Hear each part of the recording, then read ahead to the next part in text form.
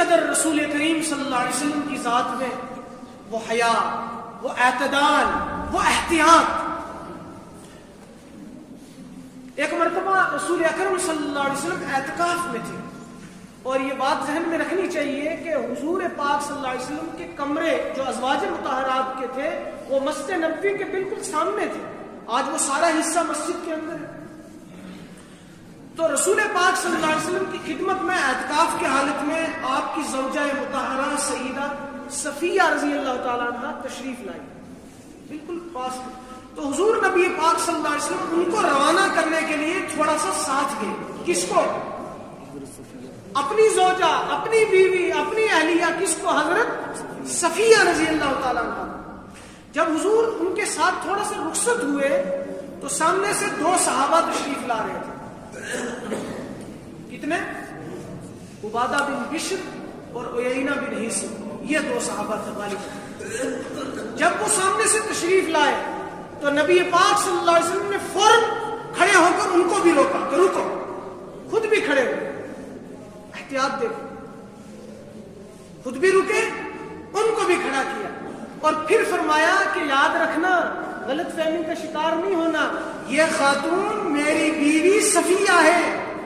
مت تم کچھ اور سوچتے رہو کہ ہمارے نبی کسی اور کے ساتھ. حالانکہ ان کو صاف نظر آ رہا تھا کہ حضور اعتکاف میں مسجد میں بیویاں موجود ہیں، لیکن وضاحت کلیئر کر دیا کہ خبردار یہ میری بیوی. انہوں نے توبہ استغفار کی کہ یا رسول اللہ صلی اللہ علیہ وسلم آپ کیسی بات کر رہے ہیں؟ آپ اور پھر ہم آپ کے شاگرد، آپ پر جان دینے والے، اور مسجد نبوی کا ماحول، اور آپ ہمارے سامنے وضاحت دے رہے ہیں.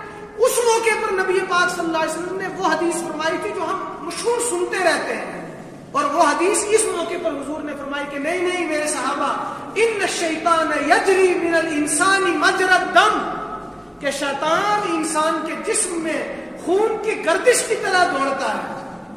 یہ حدیث اس موقع پر اشارہ ہے کہ تم تو ٹھیک ہو، لیکن شیطان گھسے گا تمہارے اندر، اور تمہارے دل، دماغ میں، ذہن میں، خیالات میں عجیب قسم کے سوالات لائے گا کہ کون تھی، کہاں سے آئی، کیسے آئی.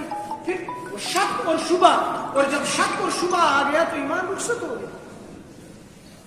تو یہ ہے پردہ، یہ ہے حیا، یہ ہے شرم، یہ ہے اعتدال، اور یہ ہے حضور کی احتیاط. اور آج ہماری حالت کیا ہے؟